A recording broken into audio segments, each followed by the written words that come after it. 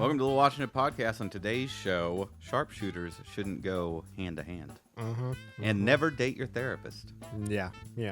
I'm your host, Robert, and with me is Donnell. She's made it clear she's not his therapist a couple times. Fair enough. But she is a little. She's a little bit. Yeah, not a little bit. I mean, I'll be honest. When that first scene played out, I thought his friend was trying to set him up with a therapist, and I was like, at first I was like, Matt, you're taking this the wrong way. She's not trying to get you on a date. She's trying to get you some therapy. That's what I'm talking about. He needs it too. That's what I was saying. It's like, I mean, honestly, I'll just say it about anybody. Like, anybody who is just a normal, this includes Batman, it's Daredevil, anybody who is just a normal person who puts on leather spandex and goes out at night and punches people in the face probably could see a therapist. But they always end up dating them.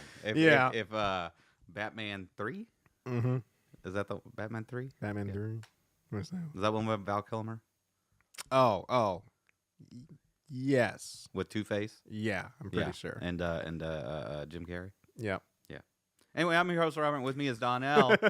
If you haven't been here before, we are a podcast where we break down movies and TV shows and also usually talk about what we've been watching, maybe a little news here and there. But this episode is an extra bonus episode because they released two episodes for the and 4 hours too. They did not skimp. They did not pull back and be like, we'll give you 45 minutes. They're like, no. 2 episodes of Daredevil Born Again.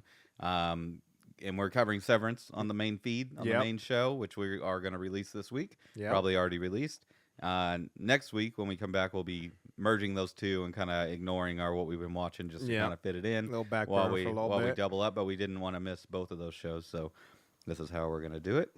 So let's get right into it. Let's start with Daredevil Born Again, Season 1, Episode 1, Heaven's Half Hour. Yes.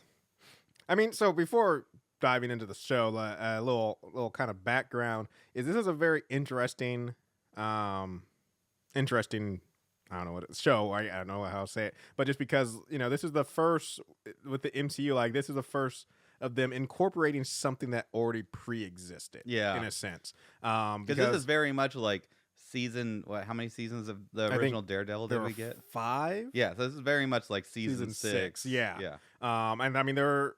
Not just with the previous Daredevil stuff. They also are tying it into because we get some mentions of Echo. We get some, and so they're making it firmly established MCU and previous events, but it is also very much on the history that was already established by the Daredevil Netflix Daredevil show. Yeah. So who owned the rights to Daredevil at Netflix? Like how does the rights work with that? So back when Daredevil, so Disney has owned the rights. It's not like a Sony thing, right? No, Disney had owned the rights of Daredevil and all of that stuff since the beginning, not the beginning, but since they bought it. Okay.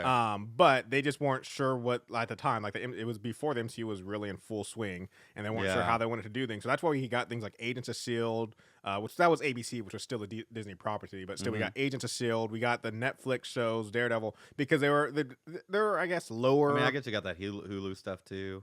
Yeah. Basically, Disney did a lot of. Well, Hulu is a Disney, is essentially, but the Disney did a lot where kind of I think I'd say with like. Not to offend anybody who's a B tier. I was going to say not to offend anybody who's a huge Daredevil fan, but kind of the lower tier heroes. They were willing to shop around. Jessica Jones, Luke Cage, Iron Fist. Yeah. Like I put those in like a B tier as far as Marvel goes. But I feel like Daredevil was always kind of in the A- B+ tier. I think what got him out of being in the main MCU until recently is honestly his whole thing of being a street level hero. Yeah. Like if you think about most of the stuff we've had in MCU, it's all people who they're dealing with galactic events. I mean, I like in the Spider-Man movie where the three he's in the minor leagues and not in the big show. I say I like in the Spider-Man movie the most recent Spider-Man with the 3 Spider-Man and talking, and the MCU Peter Parker's like, I fought an alien twice. The other 2 ones are like, what?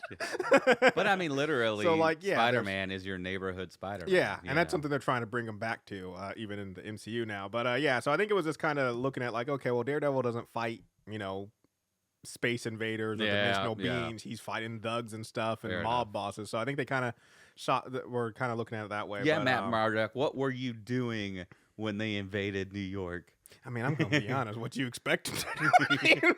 No offense to Matt Murdock, but he's a blind man with some enhanced hearing and some great martial arts. I mean, and there's aliens flying around all over the place. I love the way that this episode starts with the it just being a black screen and the bars pulling away and then the zoom out, which is awesome.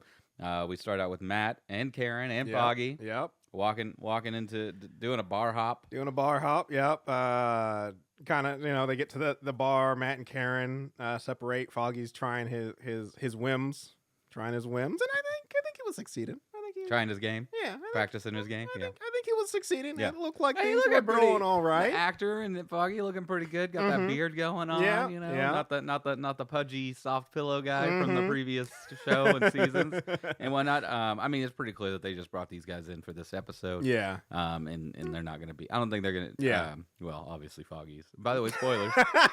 Obviously, Foggy's not going to be a major player in this season, but I don't think Karen is either. No, she's moved to California. Apparently. No, we do see on the TV that there's another vigilante out there called White Tiger. Yep. On there, and that is going to be a main character. The actor died. Who played him? Yeah, the actor who plays White Tiger in this show he is dead. He died of cancer. Damn. Yeah. Which means he was dealing with cancer while filming. Oh yeah. This. I mean, just like I can't say his name. The guy who played Chadwick Boseman. Yeah. I don't know why I can't say Chadwick Boseman. I just didn't know it. I was thinking it was something stranger than that. Nope. But yeah. The guy who played Black Panther. Man, damn. So that means because I was actually that was one thing from watching these two episodes. Like I wonder if they're gonna make White Tiger more of a focal in the MCU. But I'm sure they'll just pass on the necklace to like his daughter or wife or something. Yeah. It'll be interesting. Where there's like while they're kind of sitting at the bar doing their thing, there's another scene going on where someone is breaking into a house. Yeah. We see that they kill a fly with a paper clip. Everybody who knows anything. Yeah. This is bullseye. It is 100% bullseye. Immediately. I feel like the dead shot antithesis. Yeah. I feel like Bullseye is always set like he is predominantly known as a Daredevil villain, but he's not like the guy. He's always set up as like the fall guy or the guy who's taken out quick. Like Bullseye is always like he shows up to get beaten quickly before the real villain. So often I'm just like I feel sorry for him in some aspects. I mean, he's just a really good assassin. True. True. I mean, he's basically Hawkeye with guns. Yeah. Except Hawkeye is Hawkeye with guns. So he's really just like he doesn't have any kind of superpower where the stuff always hits. It's just like he's just a very good shot. He's just a very good shot. I mean, I guess he's good with the knives too, which we'll talk about in a minute. But Murdock gets wind of it with a super hearing. Yeah, Foggy gets a call, and he's able to watching this because we were talking about an Invincible. And just like his super hearing, like how he can hear all over the world. And even though not on the same level, I'm still like, that has got, I mean, like I said, I imagine he can focus into stuff, but still like, that has got to be annoying. Like how much you can hear all the time when you don't want to, when you're just like, I mean, get used to I imagine walking down the street, you could hear every single person like in their bathroom taking a dump, and you're just like, well, I mean, I'm by no means a fan of the what's his name? The movie. The Daredevil movie. Oh yeah, with Ben Affleck. With Ben Affleck, but I do love like at the beginning it shows him sleeping in a sensory deprivation chamber, so that way he can just tone out, get it out. Not have that. On the CGI here of him jumping around and flying around with his hook thing and whatnot, not great. But they are making him out to be much more super. Yeah, and a little bit more powerful and athletic and stuff than standard human, which he very much felt that way in the Netflix show. Yep. Which they did that in the Hulk or She-Hulk. She-Hulk. Yeah. They made him a little more supery, a little bit more supery, than he was in the show. But that's what happens when you get that Disney budget. So you get that MCU glow up. But yeah, so he's rushing off to the apartment where Foggy has someone stashed. But it turns out that the person who at the apartment wasn't the target. Foggy is the target. Yeah, Foggy is the target, and he realizes that and starts to rush back. But not quick enough, unfortunately. Which I do want to know, like, I mean, I guess he was running there, so I guess it can't be too far. Because I was like, Bullseye got there pretty damn quick. I'm like, I feel like both of them are characters who would travel by rooftop. And so I'm like, didn't bump into each other up there? Going across. There's not many people up here on the roof. I want to see that. I want to see that scene where like two random people like that are in kind of like superhero-ish suits like pass each other on their missions elsewhere and just like wave at each other. Like I mean, who else you bumping into up there? Not many people are going to be up Spider-Man's just up on the tower, just like looking down and be like, what are those two people going? What are they up to? Oh man, that's funny. Anyway, Foggy gets shot. Yep. And then for whatever reason, I don't understand, Bullseye's just like, I'm gonna get into the fray. I'm gonna go to because I mean, it kind of seemed like I'm wondering if Karen was also his target. And it seemed like because he did kind of seem because he specifically didn't kill Karen because so they're at a bar for a retirement party for cops. Yep. So this place is filled with cops, bar. Right? Not last place I'm target. Assassinating anybody. Yeah, kill Foggy. So I'm certainly not charging into a room full of guns. Yeah. I mean, it works out for him to some degree, but and then two cops. Karen's there. Yep. She's prime target. Yep. And then two cops come out and flank each side of the door, and they both get taken out. Mm-hmm. And there's no reason he couldn't just take out Karen right there. So I don't think he had any plans to take out Karen. Yeah, then I have no idea why he. We also don't know why Foggy was a target. No, that's never that has not been exposed. I mean, it's yet. only 2 episodes in, and maybe I imagine I don't know how he's alive, but still, I imagine Bullseye is going to show up again. Throughout this, and so we might get more information about what his goal was that night, and maybe it will make sense to why he waited into a cop bar to start a fight. But we get a big fight between really like with Daredevil. I mean, it's one of the things like we saw this somewhat also with Echo, and we stuff of like most of the stuff, I mean, I just got done seeing Captain America: Brave New World, and it's like very highly choreographed fights, and it looks like dancing in a sense. Where I really like just the brutal and street vibe of the fight. This like felt very raw and hard. Yeah, like just there's a scene where like Bullseye's like kind of limping away or like getting away, and you can just see Matt Murdock like limping behind him, and he like throws a knife just haphazardly and hits him in the back. Like Daredevil gets so many knives. In him. He has at my count, the best I could count was 22 knives. And I love that like he's not like some of them are hitting him and some of them aren't. And like he's able to dodge or redirect certain things. And it's also it was a very well choreographed because it really displayed that like Daredevil doesn't have to be looking, quote, looking in any direction. Like something just comes from behind and he just dodges or whatnot, which is super cool. I also really love that like the whole time in the background he's listening to the heartbeat of Foggy. Yeah. Just like I didn't notice it at first until it gets the till later. Yeah. He gets up to the roof. Yeah. And then I went back and listened. I'm like, oh yeah, he could hear that the whole time. Which is like that is just like not nightmare. I don't know what it was, but just like to be in that situation where like you're listening to your friend die, like that's just because like I think it's Karen's with Foggy the whole time, and she's like trying to revive him or have him hold on, and like she can maybe tell a little bit if he's fading, but like you can hear throughout the scene that his heartbeat is getting weaker and slower. So it's like, no, Matt has intimate knowledge. Like, no, it's not going well. Like it's getting weaker with each pump. It's getting slower with each pump. And so it's like, it's like, just listen to that, knowing inevitably what's going to come. It's like, but they make up their fight makes it to the roof. Foggy dies. He hears it, and Murdock's won. Yeah. Daredevil's won. And he just like, screw it. Yeah. Nonchalantly tosses him off the building. Yeah, the splat. And I do not know how this man survived. Like it's three stories. I mean, he took some damage. I'm just thinking about the amount of damage because I think of cumulative damage. So the amount of damage he took in this fight with Daredevil up, through the building, multiple stabs, slashes, broken ribs. We see you see his ribs get broken. I'm not sure. I don't think you see his arm broken, but I mean, he takes a lot of damage before he falls off this roof. But I just feel like cumulatively, the amount of damage he had, and then to fall 3 stories with, and not, like he couldn't put his arms or anything out to protect. Like his body just chest just slams to the ground. I'm just like, man, man's dead. Like, I don't know. I mean, even if he's alive, I don't understand with all the cops around and everything, all the craziness. I don't understand how he gets away. How he doesn't. Oh, you're right. He did get caught. He does get caught. Okay, but when you see him in court, he's standing there, no cast. No, I don't know how long it's been, but he looks. I mean, there's still some scars. It's been a year. Okay.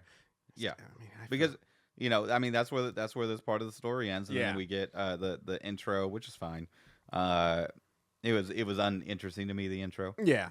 Very muted. And then it goes to 1 year later. Yeah. True. Yep. We've got Fisk. He's back. Yep. Eating. Of but course. He has slimmed. Yes. And they make note of this later on about that. And I'm just like, this is unacceptable. This is unacceptable. Look, Vincent D'Onofrio, more power to you if you're getting in shape, losing some weight, do the healthy thing. But I'm sorry. We're going to have to put you in a fat suit. We're going to need a suit. We're going to have to do something to your chin. Yeah. We're going to have to add 50 pounds. He's Kingpin. This show still, like, and I mean, because I always have to look it up. This show still, I still want to even know. I feel like in some ways, like, is he wearing platforms? He's 6'4". Vincent D'Onofrio is 6'4", but like he was in Law and Order, Criminal Intent. Oh, okay. And he's been in a few other stuff. And I always thought like as a tall guy, but he just always looks. He just seems so much bigger. And I'm just like, is it just the camera angles? Or I did look up and like Charlie Cox, who plays Matt Murdock, is 5'10" or something. I'm sure that helps make him look big by having him be, I wouldn't doubt if they put him on a box or something. Yeah. But I mean, I wouldn't doubt if they put him in lifts. But I can't really tell. He just looks. Like I've seen him. They also always seem to do like an upward angled camera angle whenever they're shooting him, which just to make him look more big and imposing and stuff like that. Exactly. Which I mean, it's working and stuff. It's just always for me. I'm like, has he always been this big? So we've got Vanessa. Yep. She's kind of like running the queen pin. Yeah, the queen pin of the mobs and all that stuff, and she's running the show. Like very corporate like. Yep. And I do love that they mentioned the tracksuit. Because like ever since you started wearing that tracksuit, I was really hoping that it was going to be the tracksuit from the show from Hawkeye. Yeah. And that he had just been like, bro, like I need that in my life. I need that. But yeah, of course, we know that Fisk has been away for a while because he got shot in the face and had to get his eye surgery, and he did the echo stuff, which we won't talk about. But I do love that he just opens the door and walks in, and all the rest of the mob just like, I'm out. You're like, yeah, I'm giving you the room. Time to go. Yep. But yeah, he comes in and basically comes up to Vanessa and was like, I want to be mayor. Yeah. Which is I feel like just like, that's kind of out of left field. But, why you would have to give up so much power to be mayor, man? Like, I mean, yes, I mean that's brought up in episode 2, but I think it's like everyone looks at it like give up so much power, but like he wants to like twist mayor into being where like he can like right now he's very much because like I said it's about optics, but I think it's like he wants to hold mayor so he can run the mob even more, like have it. Well, I think he wants to be a partnership with Vanessa where he runs the good side and she runs the bad side, and they've got a stranglehold on both things. And I'm sure he doesn't want to like come in and muscle into her territory at this point. I mean, he loves her. It's like that's not going to be good for the relationship. If he just starts like, okay, I'm taking over now. Relationship is already rocky. We get to see. We'll talk about that later. We find out that Murdock is now got a new office. Yep. Fancier office. Moved out of Hell's Kitchen. He is working with McDarry, who is a former prosecutor. Yep. And he is working on being a witness for the Bullseye trial. Yep. I really don't know what kind of witness he can be. I was like, he's blind. This guy. Exactly. I guess like a character witness. Like, well, okay. It really seemed like the trial had already happened, so he wasn't like. I think witness. he was given a victim impact. Yeah. Statement. He lost just his best here's friend. Why the sentence should be more. This is why Bullseye shouldn't get off lightly. Yep. I think he's not there as a witness. I think he's victim impact. Karen shows up. Apparently, they haven't talked in a while. Yep. They do have a conversation. She moved to California about not having a conversation. Yep, she's been living in San Francisco, and I love that. Like Daredevil's basically like, I won't let myself be Daredevil. I'm like, for like the 12th time you've said that, just accept it, man. Like I cannot this season, Donnell. I tell you. Well, next episode, Oh, he better be in this uniform. Yeah, I'm he better pretty be sure... in the outfit, in the costume, because I am not going to do a season 6 or 5 or whatever of Daredevil Netflix where he is not doing Daredevil stuff for the whole season. That's why we're here. We did that already. That's what scares me, is because this show is called Born Again. Yep, that's what I was going to bring up too. 7 episodes in a church being whiny. You already did that, bro. Yep. No, get out there and beat up some tracksuits. I was so going to bring up that title. I was like, it's called Daredevil Born Again, and I was just like, after like the first episode and then the second episode, and he's like, yeah, very much like, I've given up the thing and stuff. I was just like, oh, please don't make this how we got Daredevil, how Daredevil got his groove back season. Like, no, there was like in episode 2 where he's like listening to the sermon like out on the street, and I'm like, don't go in there. Don't go in there. I'll turn this show around right now. I cannot handle another season 5 of Netflix Daredevil. Just no one needs like, that's the thing is I harken back to what is it, Iron Man 3. Like, no one wants superhero shows or movies about, I mean, don't get me wrong, I get they're people, or it's supposed to be people, but it's like, I'm not here for Tony Stark, I'm not here for Bruce Wayne, I'm not here for Clark Kent, I'm here for the hero. I want the stuff. I agree with you 90%. Okay. Unless you're going to get real weird with it, like they did in WandaVision. Yeah. Where it was all about Wanda Maximoff dealing with her pain. Yeah, I mean, it's that like, okay, was if you're different. going to get weird with it. Yeah, we got weird with it. We can do some trauma study. Yeah, and it's not like she was just being Wanda. Like, she was using, or her powers are, or I guess it wasn't her powers, but like she was going through this. Yeah, it was interesting because it wasn't just normal, like Wanda living a ho-hum life. Like, she's going through like some weird stuff. Yeah. We won't get into detail, but through the rest of this episode, there's stuff in the background on the TV of Fisk giving speeches and whatnot. We also get these like BB reports, which we meet the reporter for that in the next episode, which we'll get more into. I do. My one complaint about BB is, I mean, this is the next episode, but I'm just gonna, it's not a big thing, is when she meets with Fisk, and Fisk is like, BB, what is that short for Betty or something? And she's like, no, I'm named for my uncle, and he's like Ben Ra or whatever, I think is the name. And I'm like, that still doesn't explain BB.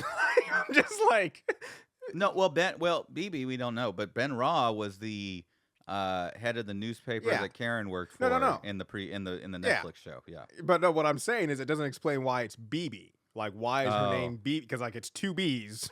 No, I think her name is like BB, like BEE or BEI or something like that. And then she just calls it. Okay, maybe that's it. BB, and because I was like, Fisk is trying to get to like, why are you BB? And then her answer to me is like, that didn't answer the question. But maybe it is just straight up BB. I don't know. But we get the coffee scene where he's been sent to the coffee shop to meet this woman, Heather Glenn. Yep. Who is supposedly looking for a lawyer, looking for legal counsel. I like before he gets sent, he's even like, it was like, is this a malpractice? What's going on? And she's like, oh, why don't you go and find out? And I was like, from right there, I'm like, suspect.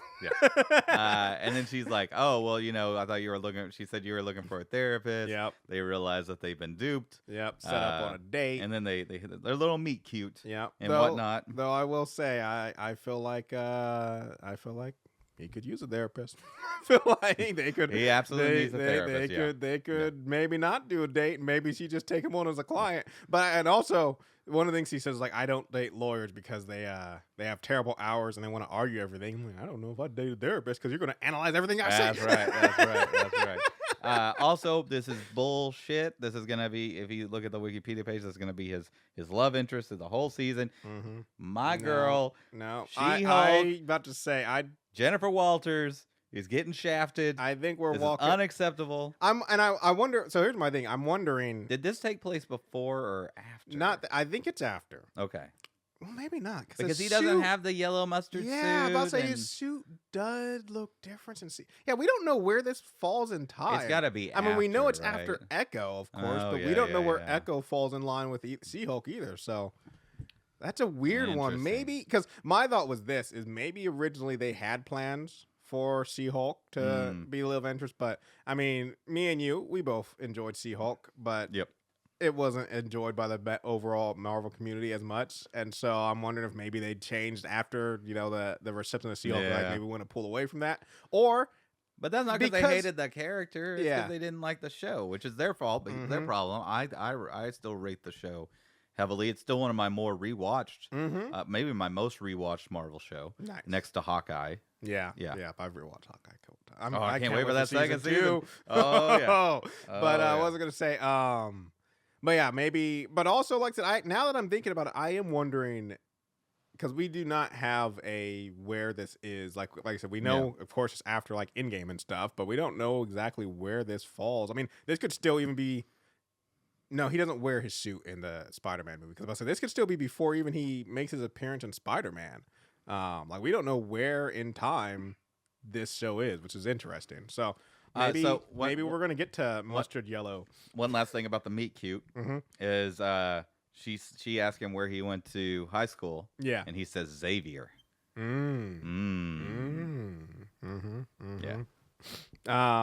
Good times. Anyway, we kind of fast forward. Matt Murdock goes and confronts Fisk. They have a little. I like this scene a lot. Just them meeting. Like it's different than like most hero villains kind of relationship. Like they genuinely in a weird way like have a relationship, I guess I'll say, like more than just antagonistic. Yeah. And so like them getting together just to talk, like it's like it's a natural thing. I won't say it's like two friends, but it's like two, maybe like not coworkers. I don't know what you want to say. But I like to think it's kind of like the coyote and the dog. That clock in before they go to work to like protect and attack the sheep farm. Yeah, exactly. A little bit in that area. Yeah, right there. Exactly. Yeah, there's a mutual respect to some degree. Yeah. What a great! I love those that cartoon. It's just them clocking in. Hi Frank. Hey Frank. Hi Ed. Yeah. Some good stuff. So anyway, they have a conversation. Echo gets mentioned. They have some back and forth and whatnot. They basically say like, okay, you're gonna stay in your lane and do good. I'm gonna stay in my lane and not be a superhero. Yeah. As long as we both respect that, then no, we're not gonna be. Everything can be kosher. We're gonna let this. Yeah. We're gonna see how this plays out. We're gonna let this go. We're just gonna stay chill and keep the peace. Yep. For the time being. Eventually, Fisk does win. Yep. And then the ending of this episode is amazing, fantastic, with Fisk standing up on top of the building looking down, and Murdock down below, painted in red light, looking up at him, just an amazing, perfect ending to an episode. Great start to the season for sure. As long as, which we don't get in the second episode, as long as we get him in the suit, as long as by we the get third back episode, in the suit, which I think we will. I think I kind of felt like based on how the ending of this episode was kind of like Daredevil being reborn. That scene. So quick side note though, because talking about Vince D'Onofrio and Charlie Cox playing their respective roles. So supposedly, and I'm wondering how it's going to play out. I mean, obviously, there's definitely probably near the end of this, but supposedly they shot, like they both were saying, like they spent so little time together because they shot so few scenes together. Like this scene of them in the coffee shop is one of the few scenes they worked together this season. Yeah. And so I feel like the story is really going to be being played out of Daredevil, wanting to challenge Fisk, but not going to be able to go full head on against him because of his new status and role and his appearance and also, I mean, one of the things that Kingpin talks about when he's doing his during the campaign and also during his acceptance speech is his crackdown on vigilantes. And so definitely Daredevil isn't.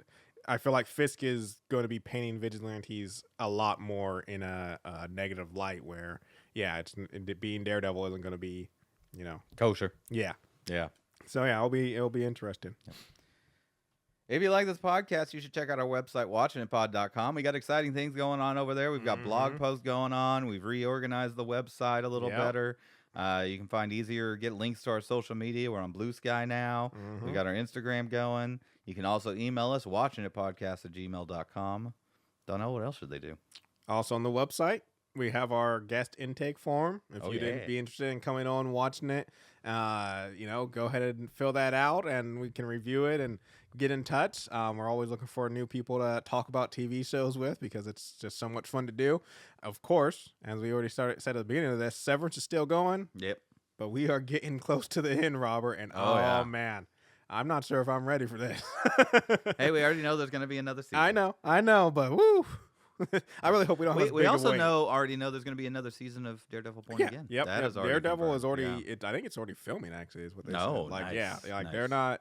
Yeah, Daredevil Born Again got renewed before it even came out. They're like, get us a season 2 of that. So but yeah. We got Severance. Like I said, we did release an episode on Severance this week. If you haven't listened to that, go check it out. I can't say what happened in it because we haven't watched it yet, but I'm sure it's great. So yeah, go check that out. And there's negativity. Negativity. They're saying, as someone put it, every episode is amazing, but I don't like this one. Oh. I'm hearing negativity about this episode. Oh. Yeah.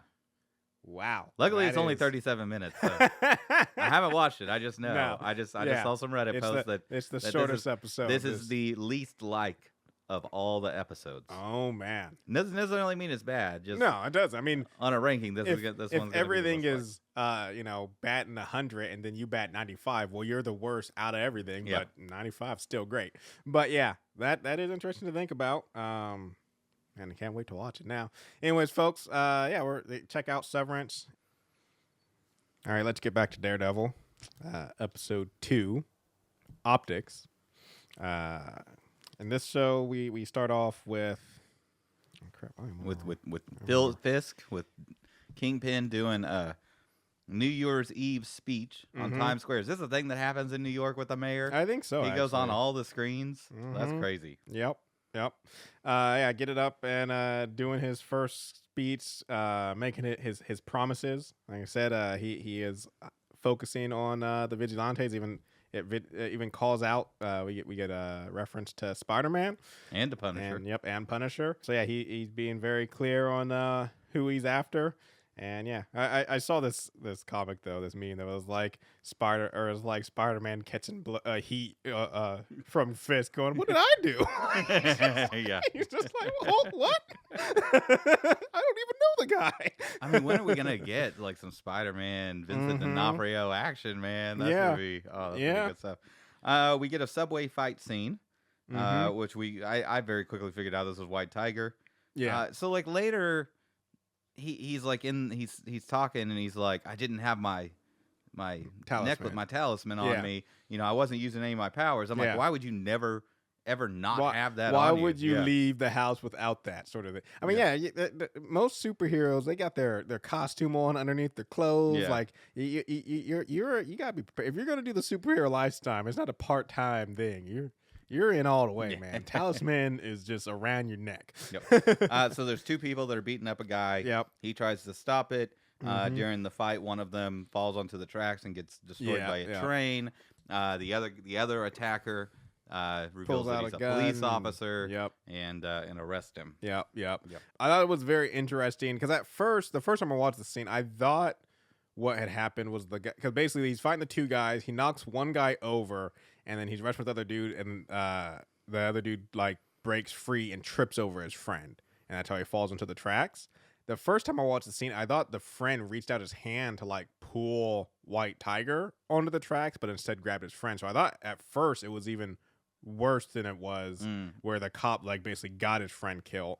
But I mean, technically he did trip over the other dude to get killed. But still, at first I thought I thought the cop directly got his friend killed and then was blaming White Tiger. But no, it's just White Tiger was fighting them, and then one of them accidentally falls on the train tracks, and they're like, "Well, you murdered a cop," and I'm just like, I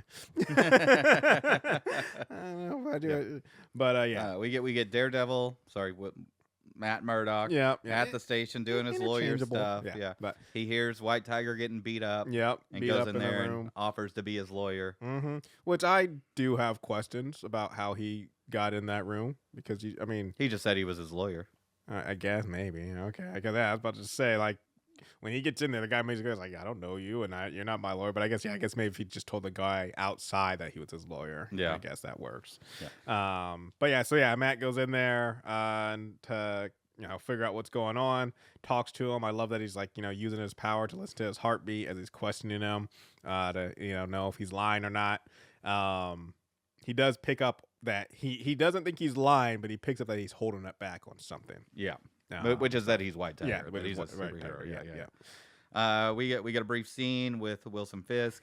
He's fixing traffic problems. Yep. And I'm like, why would you even have anybody driving over that bridge or whatever that is going on? That is a huge hole. I mean, it's a bridge with a giant hole in it. You got to keep that is structurally not sound. Exactly. You got to reroute traffic away from that. Yeah. I'm like, there's detours are a thing for a reason, folks. Like, I'm just like, you don't just go around the hall while we figure out the paperwork. Yeah.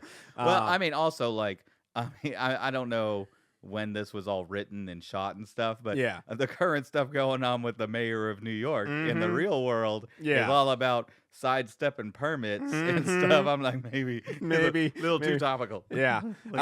Forgot to say from the first episode, because it is going to come up a little bit later, I think this person is going to end up playing a bigger role. I'm not sure to what degree. But in the first episode, there's a scene when Fisk is meeting with like his people. Yep. And they're kind of like going over normal stuff, but then this overeager like intern dude comes into the room. Gen Z kid. Yeah. But he is like, you totally got good optics on the net. Yeah, he's totally stoked about Fisk, and is basically the reason why I think he's gonna matter is he seems like he's gonna be Fisk's like yes man. He is 100% all on board with Fisk, and I see like something's gonna come to head where like this guy is gonna either like take the fall for something or end up doing something that you wouldn't expect, because like he is in the pocket of Fisk because he's just a fanboy. Or is he? Oh. We get a brief scene where BB, the reporter, shows up. Yep. They have kind of a back and this forth. Dude. Yeah. So he gets to one of the big things that's kind of because his like campaign manager has brought this up also. But one thing that keeps coming up is how much his wife has not been seen, how she's not like a part of the campaign as he because in the previous episode during one of the campaign meetings they want to have her be more prominent, and he's like kind of dodging it and stuff like that. I'm wondering if this is like planned in the sense of, because like we were talking about, they want to hold both the power, the good side and the bad side of power in New York, and so if that's why he's keeping his wife away, or if it's more of just, as we see a little bit later, that there's this divide between I think it's the divide. Yeah. I think it's the divide. So this is a very Kingpin centric episode for sure. So they're really shaping this season up to be like Fisk versus Daredevil again. Which is fine. I mean, it's what you expect. I mean, just like you expect Batman to face off against the Joker, There's certain heroes that just have a villain. They're like, this is going to happen. But basically, C ends up asking about the wife, the reporter BB, and that promptly ends their interview because Fisk isn't willing to talk about it. There's some scenes where there's some back and forth between Fisk and the commissioner Gallo. Yeah, and and that's the thing I can't understand is why. So the commissioner is one of the people who does not believe Fisk is, a new man, and does not see him as a good mayor and stuff. Definitely thinks he's up to something, and he wants out. Like the commissioner's like, I'm not going to work for this man, and he's going to leave the police force. And of course, with him leaving the police force, a bunch of the cops are going to leave, and that's where I can't understand what Fisk is doing, because Fisk wants him to stay. Yeah. And maybe he just wants to have control over Well, it probably doesn't look good in the first couple of weeks if the commissioner and half the police force just quit on you. But I also just see it like if Fisk really wants to be able to run his criminal or have his criminal empire being running through the thing, it's like to have a revamp. Like this guy is definitely anti-Fisk, so he's not going to be one to like let him go and replace him with someone else. Like I said, another yes man who is willing to look the other way and accept bribes from criminals. That's the only thing I can't understand. Is like, why are you making this commissioner stay? Because they're already to you. My interpretation is he thinks he can control him with the blackmail of like his secret love child. Yep. And there's already a strain on the police force. It's understaffed. True. And he's talking about taking a percentage of the police force away. Yeah. And Fisk's whole thing is like, I'm gonna shut down crime.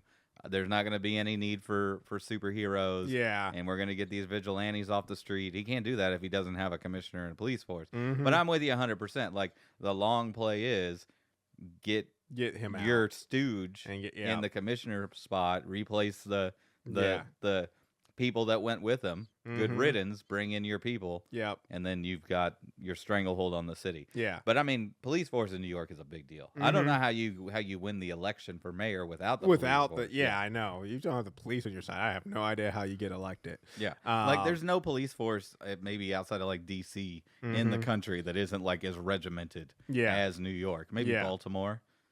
Yeah, Baltimore, The Wire. You get some Wire stuff going on. Yes. That was such a good show. Talk about his. He's anti-vigilante and all that stuff. I'm like, where's the line drawn? Like, because like he mentioned Spider-Man, which is definitely a higher tier than the street. But I'm like, so you gonna have a problem if like Thor swings by New York? Yeah. How'd you feel about Iron Man? Exactly. I'm like, how? Well, because those are superhero Avengers. Those aren't vigilantes. True.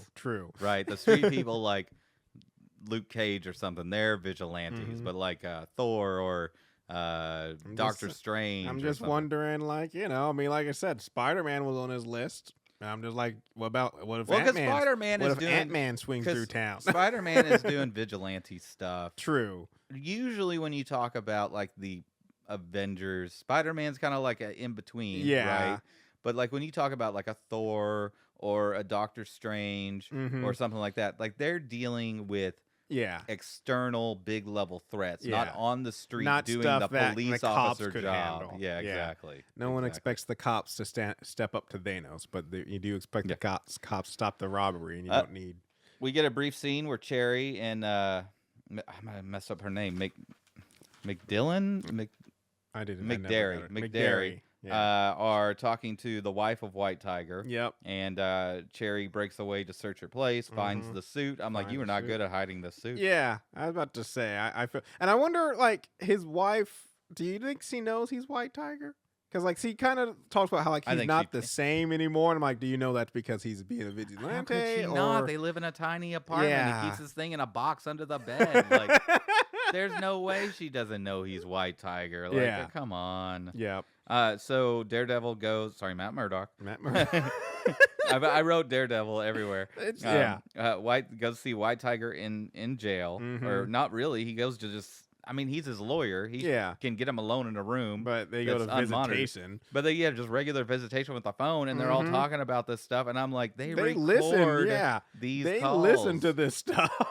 So now everybody knows he's White Tiger. I mean, I guess kind of. Well, not everybody, but I guess like his secret is out though, because like when Matt does talk to the prosecutors and the judge, because he goes talks to the guy in prison about him being White Tiger, and like, you need to tell me this sort of stuff, and then he meets with the judge and the prosecutors to get it not allowed in court because he says it has nothing to do with the actual case, which it doesn't at the end of the day. But yeah, so I mean, I guess like I said, not everybody, but I mean, at least the prosecuting team, the judge, probably everybody who worked for the court now knows that. That kind of sucks being a superhero vigilante just because you go to court. Suddenly now a bunch of people know who you are. But he does successfully get it removed, so they can't bring it up in court. We do. Before we get into like the end scenes, we do get a brief scene. So we saw earlier that like the chief of staff or right-hand man or something of Fisk went to the book signing for Heather Glenn, the therapist. And we're kind of like, oh, is that like they know that they're dating Matt Murdock and it's weird. And then we find out that no, he was kind of checking in on what do you call it when you not verifying, but like vetting her to be the counselor for Fisk and his wife. Also, during that scene where he goes to the book signing, there is a little bit, and I'm wondering if this is going to develop something, because we do also get to see kind of a weird kid who's there, and he's looking a little shady and stuff. And he goes up to get his book signed, and he's like, I'm also like, I'm a big fan of you, and he asks her to be his counselor, and she does give him his number. And I know she's a therapist, and like, that's her role is to help people who need help. But I'm like, I don't know, man, I don't know if I'm giving this kid my number. Like, he just seemed a little off to me, where I'm just like, I don't know how I feel about this. We don't know, we don't see anything else of him yet, but I'm just wondering, is this going to come back? I'm sure that happens all the time, that she gets people. I mean, she's not just like some hole in the wall therapist. Yeah. She's a public figure doing book signings and stuff like that. I'm sure she gets tons of people coming up and saying, I need help. Yeah. Can you help me? Cry for help all the time. And I think you're right, just because it's the movies. Yeah. But if it was not the movies, I would think like, okay, this is just an everyday occurrence. Probably, yeah. And she'd be like, okay, we can talk. Maybe I got to refer you to somebody. Like, I'm not really into heroin addicts, whatever you got going on. So we pick up with Matt Murdock. Yep. Kind of Daredevil. Yeah. Tracking the guy who was being beat up by the police in the subway. And for the life of me, I have absolutely no idea how he's found this guy. No, he doesn't track the guy who was being beat up. He tracks the cop who beat him up. Oh. And so what he does is he has, as we already talked about, he has his moment where we both were watching him stand outside the church and we're like, don't go in there. Yep. But he has an epiphany that, because basically he talks to Cherry and Cherry says, I can't find the witness anywhere. And so he's reflecting and he has an epiphany that, okay, well, if I can't find a witness, I'm pretty sure the cops are looking for him. So that's when he goes to the police station. He tells the guy who, the surviving cop. Yeah. He tells him all the way back to his house.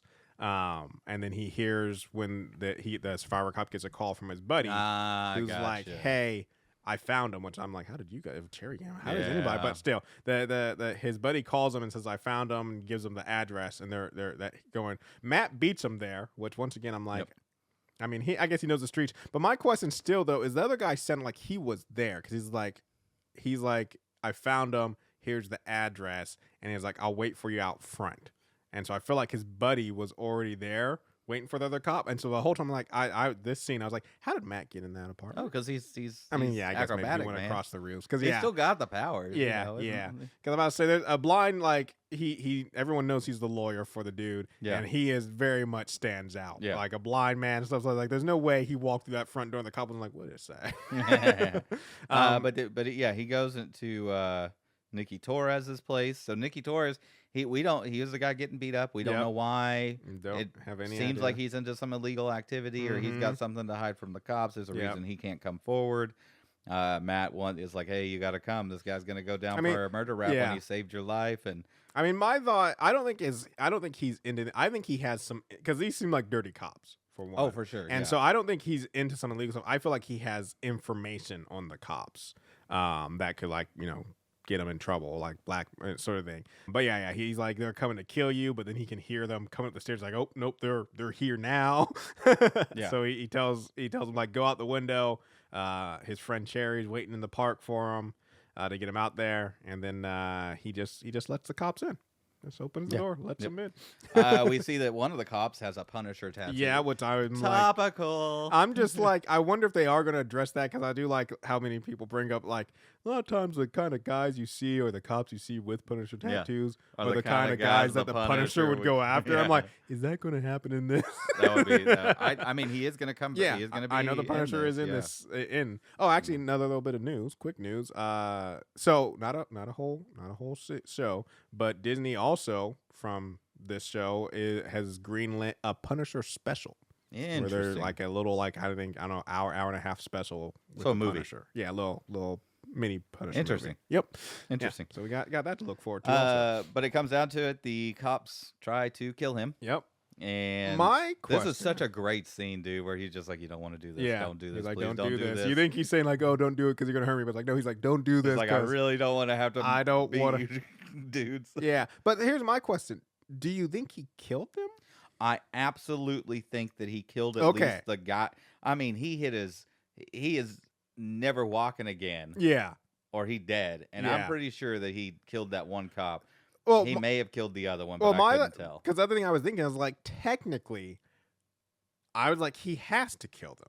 Like, yes. Because, like, they both know who he is. Yes. And they're the cops. They can say they have a reason for being there. He doesn't. He's the defending lawyer of a cop killer. It's like, if they come forward and say the defending lawyer of a cop killer beat us up at they could say a witness or a victim or maybe someone of a suspect, no matter what they call it, at someone's house, like, it's just gonna, like, there goes your whole court case. Plus now Matt's on trial. Yeah. So the whole time I watched the scene, I was like, and it's like, how's this blind guy beat up two cops? Like, I was just like, he he had to kill these cops. Yeah. I was like, those cops got. And also, one of them was like the arresting officer for White Tiger. Yeah. So that's awkward. Yeah. It's like you beat up the arresting officer for Exactly. White Tiger. There's way too much there. But also, like, okay, well, how does this affect the court case when the arresting officer is dead and can't testify? It's this is a complicated ending. Yes. But I think he'll be in. I think he'll be in suit. Yeah. It ends with him, and I think the episode ends with him just like screaming, and I think it's